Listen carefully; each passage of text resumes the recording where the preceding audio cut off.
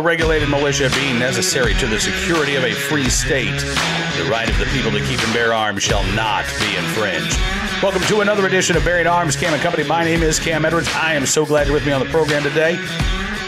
We're going to be talking with Larry Keane. You know, normally when we talk with Larry, we're talking to him in his position as Senior Vice President, Executive, or General Counsel of the National Shooting Sports Foundation. But today, we're going to be talking to Larry in his new role as Treasurer of the Liberty Rising PAC, a new political action committee that has been started to safeguard our freedoms, hoping to play a major role in the 2024 elections. We'll get to that in just one second, but, before we do, Biden's America, well, it is crushing us. You've got companies laying off tens of thousands of workers, one after the other. Americans working two jobs just to get by. Inflation pushing hardworking families to the brink.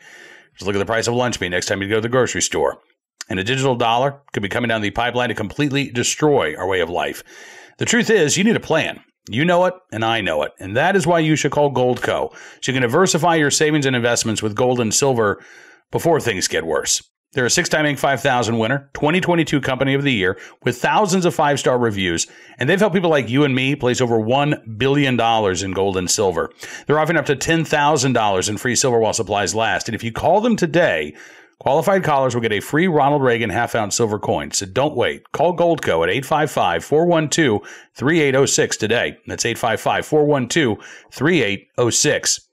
And now let's turn to our conversation with Larry Keane of the National Shooting Sports Foundation and, again, the treasurer of the new Liberty Rising PAC about the 2024 elections and what this PAC is hoping to do to ensure that our liberty is not only safeguarded, but in fact grows even stronger. Take a look and a listen. Larry, thanks so much for coming back on the program. Good to see you again. Very good to see you, Cam. And so, last time we were talking, you were teasing an effort that was coming up where gun owners can actually take a stand beyond purchasing firearms and ammunition to support the firearms industry. Talk about this new political action committee that just launched. Well, let me just say, people should still support. I don't want to de-emphasize that. That's very important. But duly noted. Really more about what they can do to protect the American way of life, their liberty, their freedoms, their Second Amendment, their First Amendment rights. It's not so much supporting the industry per se. So, we are in some challenging times as a country, as we saw just this past week in Washington with what was going on in the House of Representatives, and what we have been seeing for some time now, the rise of socialism, the rise of this woke culture, suppressing our Second Amendment freedoms, what we see the Biden administration doing, what we see going on, suppressing people's ability to speak their mind, at school board meetings, in classrooms, on college campuses, and certainly the effort to suppress the exercise of Second Amendment rights while we have out-of-control crime and George Soros-funded prosecutors not prosecuting. So NSSF, in response to these challenges, has launched a super PAC called Protect Liberty PAC to raise resources in order to help elect people to Congress, to the Senate, to the White House, who will stand for our liberties, who will protect our freedoms, including the Second Amendment. But all of our way of life in America is under attack. Our freedoms, our liberties, things you and I, Cam, took for granted growing up, that you had a First Amendment right to say what you thought, and people didn't have to agree with you, but you had the right to speak your mind. And that's just not the case anymore in college campuses. But, this craziness where, men can compete in women's sports and win medals and trophies. And, the effort by the Biden administration to literally crush our Second Amendment freedoms at every corner, at every turn. So we need to, try to make sure we stem the tide, reverse this rot, frankly, that we see, this erosion of our liberties, our freedoms. And so we've launched Protect Liberty PAC to try to help elect people who will stand for protecting our liberties, our freedoms, our Second Amendment rights, our First Amendment rights, and all the other values, American values, traditional values that we hold near and dear, and that are what make America great. It troubles me deeply that we see polling that shows young people believe that socialism is a better form of government than representative democracy. I mean, that is really frightening to me. It is. I mean, when we were younger, you may have seen the kid in college with the Che Guevara poster on his wall, right? But those were quite literally the odd men out. I think it has become more acceptable. I'm curious. So this is going to focus on federal elections, it sounds like, right? Will the PAC be getting involved in any state level races? Chiefly federal elections. But we will take a look at important, critical state races as well. We're just starting this, so what we can do will depend upon the resources that we can marshal to the fight. But as because you follow politics, in Congress and the Senate, for example, there's only a handful of races that are competitive. There's only a handful of races that will determine, who controls the Senate. Is it going to be pro-freedom, pro-Second Amendment, pro-liberty candidates being elected in these key races? Or are we going to, have more and more socialist-leaning, big government, politicians who don't respect our rights, don't respect our liberties and freedoms? So, we don't expect to have the resources to be involved in every single race. I wish that we did, and maybe we will. Maybe people will respond positively to this. But there's a void out there in terms of resources to defend our liberty, our Second Amendment rights. And so, the industry is trying to step up and help lead the fight to try to restore and protect our liberties, our freedoms, our Second Amendment rights, our First Amendment rights, the American way of life. Our values are what makes America great, and the greatest country in the world is quite literally under attack from, the woke mob, the squad, and from efforts to, have national registration of gun owners, to have so-called universal background checks, which, as you know, is national registration, and you can't confiscate until you know who has them, right? So, and that's why that whole thing is so dangerous, because we see it, right? We see it in state laws now, where you can't have standard size magazines, and you have to turn them in. You have, you legally purchase a pistol with an arm brace, and then poof, magically, the government decides you're a felon and you have to destroy it or turn it in, or you go to prison for 10 years. Yeah, I mean, listen, DOJ, and I think you and I have talked about this before, their position right now is that the Second Amendment only applies to, quote, law-abiding, responsible Americans. And there is no limiting principle to that. There was just a public defender's brief that was filed in U.S. versus Rahimi talking about the lack of any sort of, restraint on that attitude, that if you run a stop sign, you run a red light, you get a speeding ticket. Now, you're not a law-abiding citizen anymore, right? You've broken that law. Now, you might pay your fine, but according to the DOJ, once you've done something as innocuous as that, you have placed yourself outside of the realm of where you of being able to exercise your rights. Now, that's not the current law, but there is no limiting principle to that position. That's exactly right. So you get a parking ticket, you're unlawful.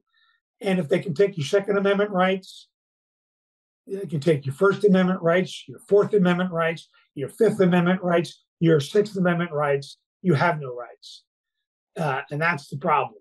And we're seeing this, for example, we have this engaged in the business rule, proposed rule by ATF that has no limiting principle, right? And the rise of the administrative state, they don't care what Congress says. They don't care what the statute says. The statute doesn't say you display one gun for sale, and you're now engaged in the business as a dealer. And if you don't get a license from ATF, you are a felon. I mean, nowhere in the statute does it say that. It has to be an ongoing, repetitive course of conduct. I mean, all of those other requirements didn't change. So they want to make 400,000 or so people felons if you don't register and get a license. And of course, that's all just to establish, and they admit it. They don't hide from it. It's a step in the direction of universal background checks. There was an interview with Peter Ambler of Giffords at Politico. I wrote about this yesterday. He's stepping down. Giffords, by the way. He's stepping down, right? So Politico sits down and does this real softball interview with him.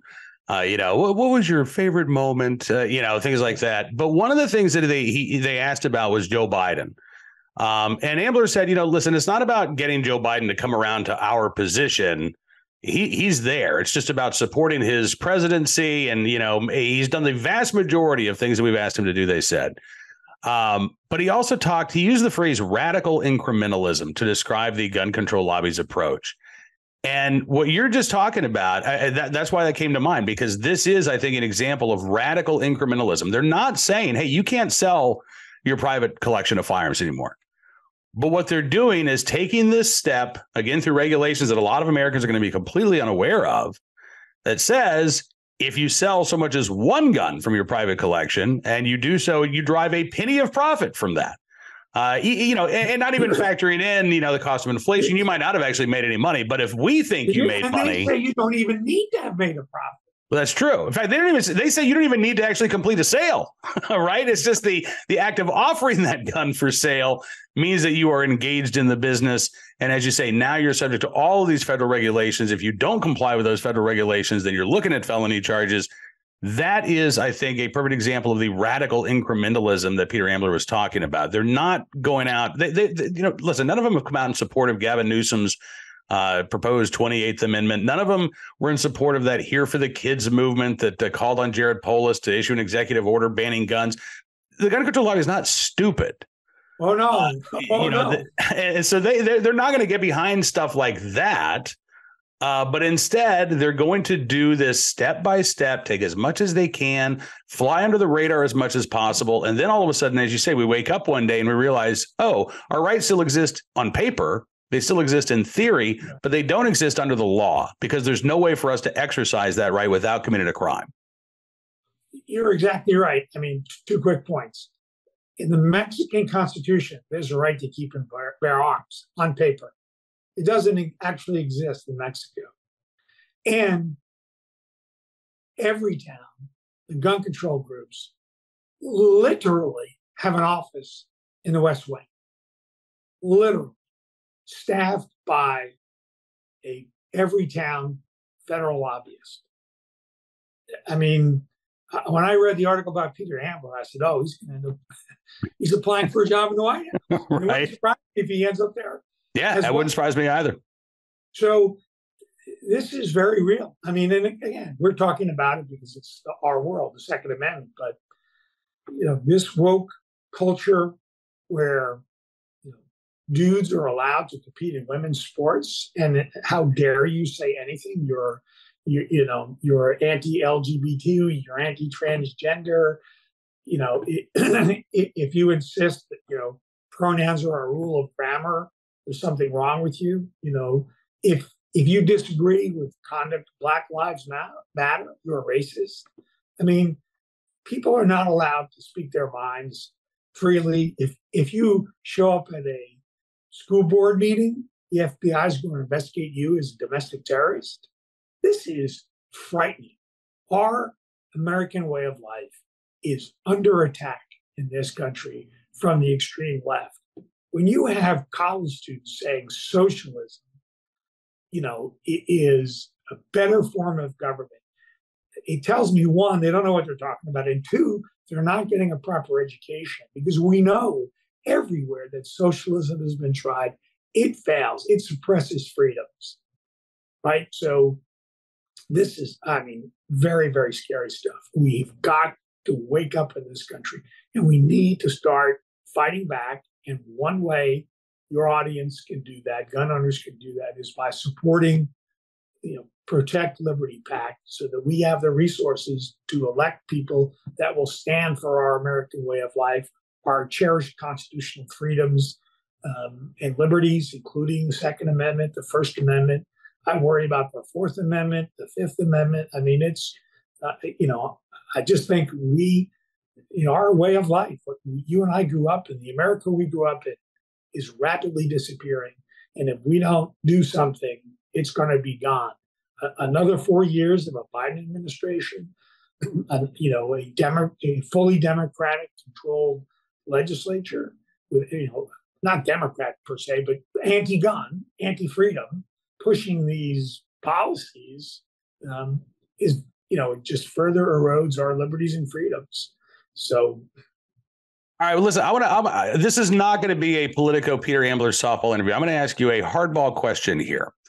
One of the things that we've seen from groups like Everytown, they're running ads in Virginia. We've got elections coming up in November. Their latest ad talked more about abortion than it did gun control, which is weird for a gun control group. The face of gun ownership has changed quite a bit over the past couple of years, as NSSF has noted, right? We've got more minorities buying guns. You've got more people who don't look like me who are exercising their Second Amendment rights. I think that's fantastic.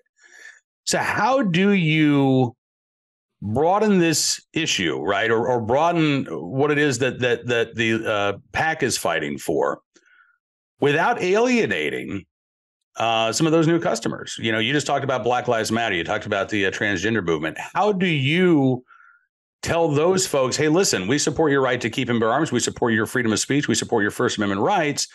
But we also are going to take a stand against, Black Lives Matter as a organization, or transgendered individuals wanting to compete in women's sports.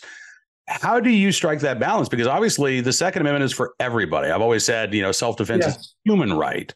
So how do you, as a PAC, articulate your message without turning off some of these new customers within the firearms industry? Well, because just as the Second Amendment is apolitical, agnostic, it is colorblind, it is gender neutral. It is, as you say, for everyone, for all humans, because all humans have a right to self-defense. All Americans should want to have their First Amendment liberties protected, their Second Amendment liberties protected, because our cherished constitutional freedoms and liberties are for everybody. They're for all Americans. Everyone should have the right to speak. Everyone should have the right to keep and bear arms. Everyone has the right to stand up at a school board meeting and say, I think that's wrong to teach that to our kids. When the left says, parents don't have a right to have a say in their children's education, that is wrong. That's not the America we grew up in. And so whatever your, gender, whatever your race, whatever your, sexual preferences, it doesn't matter. The Constitution is for everybody, and everybody deserves those freedoms and liberties, and they're being suppressed. And you go back and look at history, right? In Nazi Germany, whose rights were suppressed? Who was, right? Guns were taken away from everyone. Homosexuals were put in concentration camps. Jews were put in concentration camps. Catholics were put in concentration camps. Gypsies were put in concentration camps and murdered, right? All under the banner of socialism in Nazi Germany.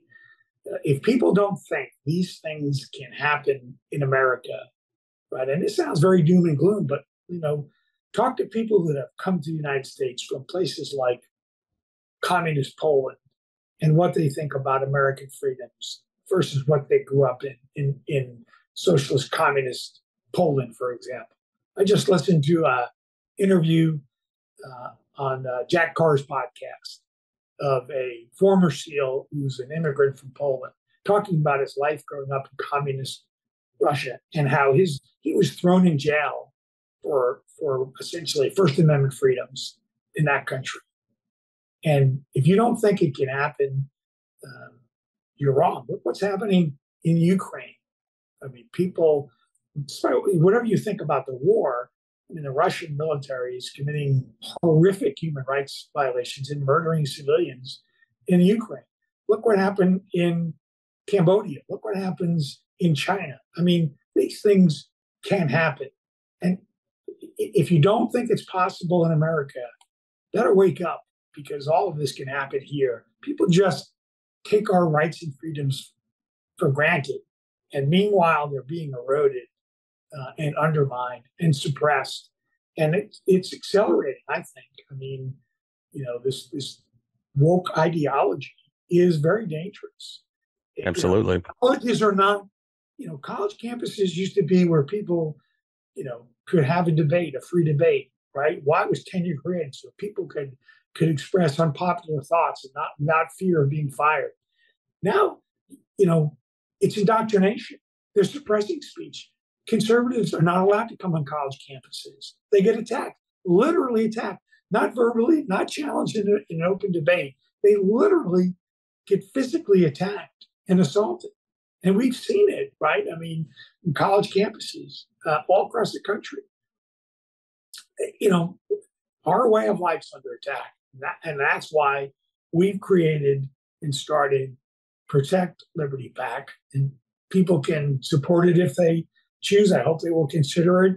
You just have to go to protectlibertypac.com, protectlibertypac.com, and whatever you can do to support the effort. I assure you, it'll be used to support candidates that support liberty, freedom, and will stand up for our way of life that we know in America, and that certainly includes our Second Amendment rights. Absolutely. All right, Larry Keane with Protect Liberty PAC.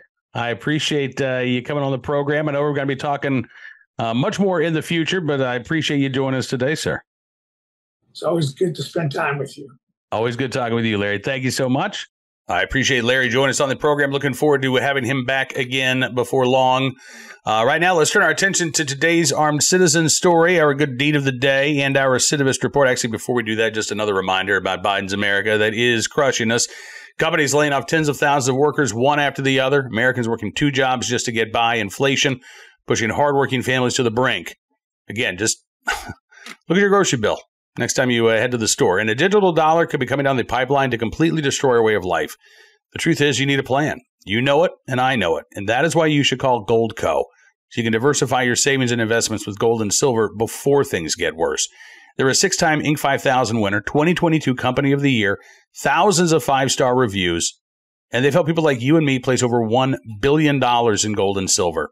They're offering up to $10,000 in free silver while supplies last. And if you call them today, qualified callers will get a free Ronald Reagan half-ounce silver coin. So don't wait. Call Goldco at 855-412-3806 today. That's 855-412-3806.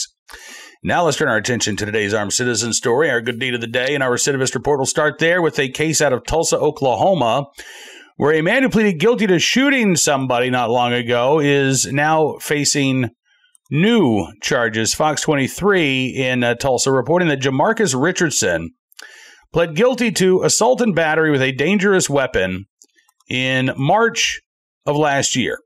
Now, he was sentenced to 4 years in prison about a year and a half ago, but he was let out on time served on the first year and was given a suspended sentence for the other 3 years, meaning that basically the time that he spent behind bars awaiting trial was all the time behind bars that he actually had to serve. 5 months after he was released, police officer Danny Bean says Tulsa police have arrested him again. According to an arrest report, Richardson and another man were found in a parking lot with a car Inside were ski masks, a AR-style pistol, ammunition. Now, as a convicted felon, Jamarcus Richardson is not allowed to possess a firearm at the time. He and a accomplice, Torrin Morgan, both arrested on Tuesday night. The report from Tulsa police say both have at least arrests on gun charges, drug charges, gang charges in the past. We know for sure that Richardson, again, has that felony record. Unclear whether or not his alleged accomplice, Torrin Morgan, is prohibited by law from possessing a firearm either. The district attorney's office went on to say that, quote, possessing a firearm after a felony conviction is not only a violation of those probation rules, but it's also illegal in the state of Oklahoma and a felony crime. Mr. Richardson is presumed innocent until and unless a judge or jury determines otherwise, which is absolutely the case. And Fox 23 notes that Richardson, able to bond out of jail just hours after being arrested, according to jail records. Again, maybe... Well, you know, I don't know enough about this case to know whether that's appropriate. You can't hold everybody in jail while they are awaiting trial.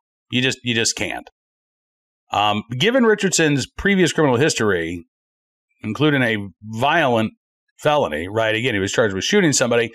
I think you could make the case that Mr. Richardson poses a danger to the community and maybe should be held without bail until trial, but that is not the case. No, he's already back out on these streets, and hopefully this is the last time that his name appears in local news, but who knows. Today's armed citizen story from West Virginia, where a jury has found a man connected to a fatal Christmas morning shooting acted in self-defense. And prosecutors obviously felt otherwise. They brought charges, but a jury has cleared 31-year-old George Michael Bush III of all charges. He was accused of a fatal shooting on Christmas morning in December of 2022. A family member was shot and killed inside a home in Kanawha County after allegedly trying to break up a fight. According to prosecutors in the county, the jury determined that Bush was acting in self-defense and that the shooting was actually justified because there was evidence that the victim, quote-unquote, was beating Bush's father, who's blind. Bush was also facing charges of use or presentation of a firearm during the commission of a felony, as well as wanton endangerment. But again, a jury has cleared George Michael Bush III of all of those charges, finding that he acted in self-defense. Again, this is a different disposition than what we saw in Northern Virginia recently, where that delivery driver who shot that YouTube quote-unquote prankster who was accosting him, they ruled that he acted in self-defense, but they still convicted him of discharging a firearm in a building, which I still don't get. And a judge has continued to keep Alan Coley behind bars, while his attorney argues that that charge should have been thrown out because it's incompatible with, again, a justifiable use of force. Thankfully, in this particular case in Kanawha County, West Virginia, it seems like the jury got it right. Finally today, in the right place, at the right time, we're able to do the right thing. An update to a story we told you about not long ago. You know, when that tropical storm, I can't keep track of all the names, by the way. This one even impacted me. I still can't keep track of the names. When that tropical storm came through, I think it was a couple of weeks ago, and it came up the coast of South Carolina into North Carolina. There was a lot of flooding in North Carolina. And you might remember this dog that somebody had left outside, chained to a fence. The floodwaters were rising. And a police officer happened to be in the area, see the dog, rescued the dog. Well, we've got an update on the dog. The dog who was left to drown has a new name, and it is the name of the officer who helped rescue him. And he is also now up for adoption. This is Benjamin, a very good boy, who's at the Pitt County Animal Services. Officer Benjamin Schultz was the officer who saved Benjamin, the pit bull, who had been tied to that fence in Greenville, North Carolina. A video posted to the Greenville Police Department showed the rescue. Now police sharing an update, letting folks know that he is heartworm positive, so he will need an owner who's willing to give him the extra love and care he rightfully deserves, estimated to be about a year old. The owner accused of leaving him tied to the fence, by the way, has been charged with animal cruelty. If you want to adopt Benjamin, Cost going to be about $135. It covers his neutering, full vaccinations, as well as a microchip. And again, you got to keep up with the heartworm medication. And again, he is at the Pitt County Animal Shelter. If you are so inclined to bring Benjamin into your home. If I was not full up on dogs, I'd be driving down to North Carolina this weekend. But the house is full, and then some, with canines. But I hope that Benjamin goes to a very good home. And again, thank you to Benjamin Schultz for rescuing that very good boy. All right, that is going to do it for this edition of Bearing Arms Cam & Company. I want to thank you for being a part of the program. As always, I hope you have a great rest of your week and a fantastic weekend as well. We'll be back with another edition of Bearing Arms Cam & Company on Monday. But until then, we'll be updating the website, bearingarms.com. All weekend long, keeping you up to date on the latest Second Amendment news and information, delving into the amicus brief surrounding U.S. versus Rahimi. Oral arguments now less than a month away. My colleague John Petrolino took a look at the Second Amendment Foundation's brief. I took a look at the Public Defender's brief that was unfiled, and we'll probably have more briefs as well to take a look at. Plus, we're keeping you up to date on all of the legal action happening from coast to coast outside of the Supreme Court. And gun control bills starting to drop in state legislatures. Pro-gun bills starting to drop, too, as well. We've got you covered there. Again, all at bearingarms.com. Have a great weekend. We'll see you back here soon. Until then, be well, be safe, and be free.